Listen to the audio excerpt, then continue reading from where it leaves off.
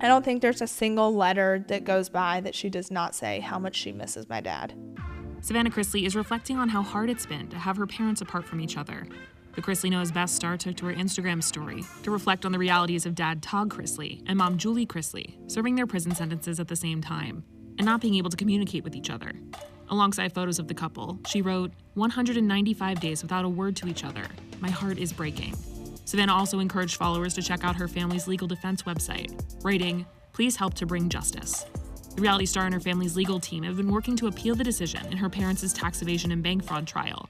In a new episode of Savannah's podcast, Unlocked, Chrisley family attorney Alex Little shared that Todd is optimistic about and focused on the appeal process.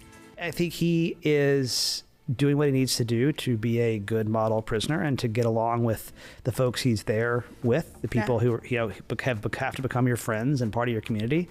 But he's focused on what he needs to do to win the appeal. He's very, focused on what we're doing when things are happening, keeping track of the process. Mm-hmm. He knows what our strong arguments are, and he checks on those all the time. And your dad is, you know him, and he is relentlessly optimistic. Yeah. In August 2019, Todd and Julie were indicted by a federal grand jury on 12 counts of bank fraud and wire fraud, tax evasion, and conspiracy, all of which they had previously denied. In June of 2022, they were found guilty in their trial, and this January, they were reported to prison. Todd is set to serve 12 years, while Julie is expected to serve 7. Savannah has previously opened up about the distance between her parents, sharing on a May episode of her podcast that her mom has written her letters sharing how hard it's been to be apart from her husband. I don't think there's a single letter that goes by that she does not say how much she misses my dad. Because they don't get to talk at all. They don't get to talk, no. So it's going on, what month are we? April? We're on month. So we're like 3 or 4? 4 months in. Yeah, 4 months in, almost. And being together almost 30 years now and not going a day without speaking to now going on 4 months is a lot. Savannah told listeners that she visits either her mom or her dad every weekend, and she shared how that's been a challenging process.